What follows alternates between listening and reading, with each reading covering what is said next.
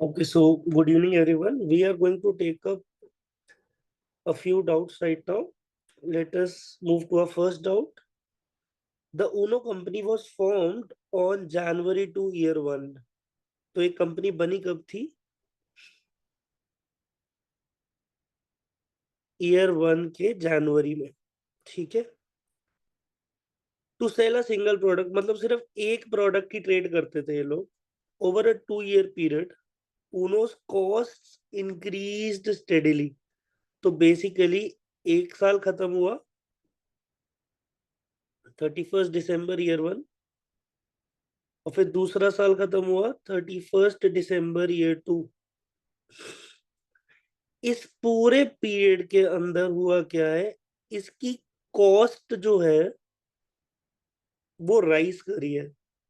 तो basically inflation चल रहा होगा मार्केट में, इसीलिए कॉस्ट राइज करी है. इन्वेंट्री क्वांटिटीज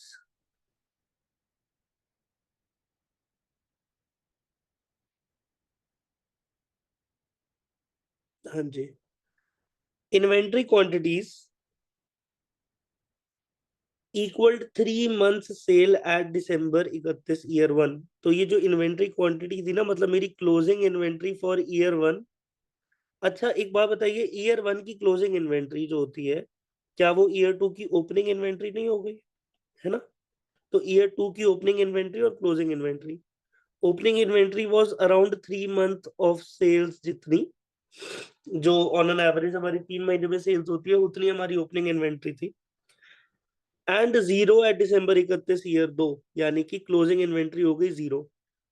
तो मतलब इस साल में हमने जितनी इन्वेंट्री प्रोड्यूस करी होगी या फिर परचेज करी होगी, वो तो सारी की सारी सेल हो गई ईयर टू के अंदर.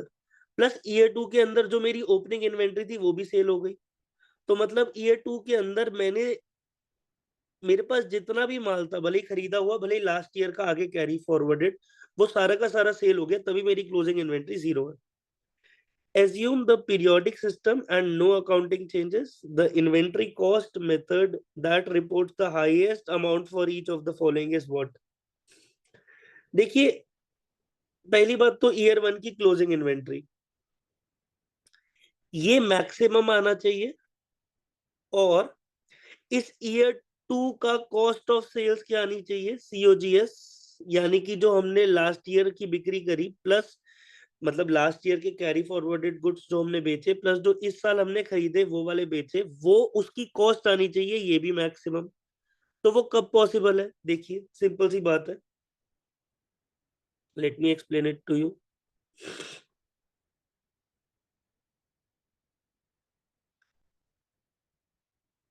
जब प्राइसेस राइज कर रहे हैं, जब प्राइसेस राइज कर रहे हैं, तो मतलब अगर ये मेरा ओपनिंग पे प्राइस इतना चल रहा है किसी प्रोडक्ट का, तो क्लोजिंग के टाइम पे उसका प्राइस इतना हो गया.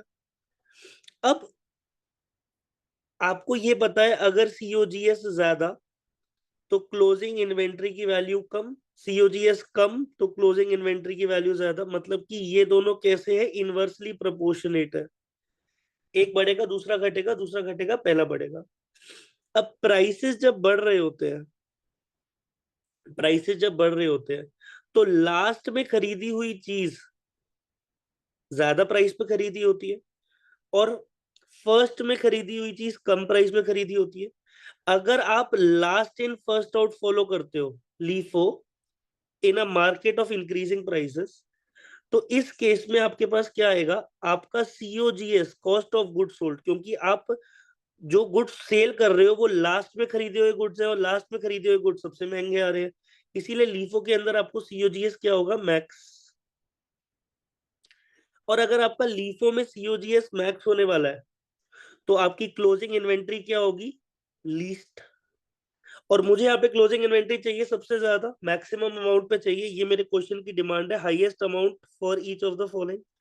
अब highest amount of closing inventory for year one के लिए मुझे लीफो तो फॉलो नहीं करना पड़ेगा, मुझे first in first out method follow करना पड़ेगा, फीफो. तभी मेरी closing inventory will comprise of those unsold products which were purchased at a higher price than those which were sold, तो फीफो हो गया।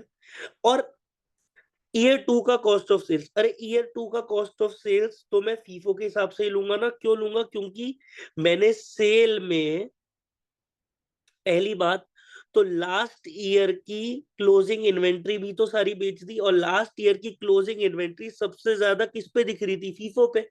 तो वो बेचनी है, प्लस परचेजेस भी बेचनी है। तो cost of good sold maximum कब होगा? जब मेरा फीफो फॉलो हो रहा होगा इस केस के अंदर। ठीक है, so this is your answer. I hope it is clear now. चलिए एक क्वेश्चन और करते हैं। Which of the following is not valid as it appeals to inventory costing method, as it applies to inventory costing method? चलिए, so the use of FIFO permits some control by management over the amount of net income for a period through controlled purchases. अब controlled purchases का क्या मतलब है बताता हूँ अभी। Which is not true with LIFO, बिल्कुल भी बिल्कुल सही बात है। देखिए, देखो लास्ट इन फर्स्ट आउट में क्या होता है, जो प्रोडक्ट हमने लास्ट में खरीदा है, यानी कि ये अगर प्राइसेस है तो प्राइसेस आर ऑन राइस, तो जो मैंने लास्ट इन करा है वो फर्स्ट आउट होता है, मतलब फर्स्ट बिकता है। और लास्ट इन वाला प्रोडक्ट मैंने महंगा खरीदा है, ठीक है, तो वो जब बिकेगा तो महंगी खरीदी हुई चीज बिक रही है, मतलब मेरा सीओजीएस क्या आएगा? मैक्सिमम आएगा। ठीक है, बट अगर मैं बेचता हूं तो बेसिकली इन शॉर्ट, अगर पहली बात तो अगर मैं लीफो फॉलो करता हूं तो लीफो फॉलो करने के अंदर मेरे को मेरी मेरी जो कमिटमेंट है कि मैं इतना माल आपको डिलीवर करूंगा, वो डिलीवर करने के लिए मुझे क्या करना पड़ेगा? मुझे माल खरीदना ही पड़ेगा, क्योंकि जब तक इन नहीं होगा तब तक आउट कैसे होगा? इन, अगर आप समझो कि ये मेरा वेयर हाउस है, आप इसके अंदर इन्वेंट्री को स्टैक करते रहते हो, और इन्वेंट्री फेंक देते हो इसके अंदर, और इन्वेंट्री फेंक देते हो इसके अंदर, तो लीफो के अंदर क्या होता है? जो लास्ट इन आई, मतलब ये ऊपर वाली लेयर जो आई, ये सबसे पहले बिकेगी, है ना? तो आपको महंगी ही खरीदनी पड़ेगी, क्योंकि आपको लीफो के हिसाब से चलाना है। लेकिन फर्स्ट इन फर्स्ट आउट के अंदर आप क्या कर सकते हो? फीफो मेथड के अंदर क्या कर सकते हो? अगर प्राइसेस राइज कर रहे हैं तो कोई दिक्कत नहीं है, ऊपर वाला माल खरीदो ही मत, माल मत खरीदो ना। अगर आप माल नहीं खरीद रहे हो तो आप अपनी परचेजेस को क्या कर रहे हो? कंट्रोल कर रहे हो। और आप ऊपर वाली लेयर डाल ही नहीं रहे हो, माल आप नया खरीद ही नहीं रहे हो, तो आपने अपनी परचेजेस को कंट्रोल कर लिया, जिसके कारण आप first in first out use कर रहे हो। यहाँ पे प्राइस राइज कर रहा है, तो अगर ये वाली गुड मैंने 5 रुपए के हिसाब से खरीदा था, ये वाला मैं 15 रुपए के हिसाब से खरीदता, मैंने इसको परचेज नहीं करा, मैंने अपने 5 रुपए वाले ही गुड को बेच दिया। ठीक है, तो बेसिकली जो फर्स्ट इन आई थी, अगर मैं कोई स्टैक ऐसे करता हूँ इन्वेंट्री को, तो सबसे पहले नीचे वाली लेयर आएगी ना, फिर उसके ऊपर वाली, फिर उसके ऊपर वाली, फिर उसके ऊपर वाली, है ना? तो अब मैं अगर फीफो फॉलो करता हूं तो मेरे पास परचेजेस को कंट्रोल करने का एक तरीका है, बिकॉज मैं ऊपर वाली लेयर नहीं भरूंगा, मैं ऊपर वाली परचेजेस नहीं करूंगा। मैं क्या करूंगा? अपनी जो सबसे पुरानी आई हुई इन्वेंट्री है, मतलब फर्स्ट इन जो हुई थी, उसी को फर्स्ट आउट कर दूंगा, उसी को पहले बेच दूंगा। जिस कारण मैं क्या कंट्रोल कर सकता हूं? मैं अपनी कॉस्ट ऑफ गुड सोल्ड को कंट्रोल कर सकता हूं। और अगर मैं कॉस्ट ऑफ गुड सोल्ड को कंट्रोल कर सकता हूं, तो cost of good sold is what? It is basically a charge against my revenues. तो मैं अपनी नेट इनकम को मैनिपुलेट, क्या मैं इसको थोड़ा सा रेगुलेट कर सकता हूँ? Manipulation would be a wrong word, but हाँ मैं इसको रेगुलेट कर सकता हूँ। So I hope this is clear. Thank you so much. ये आपके दोनों इन्वेंट्री से रिलेटेड डाउट्स थे।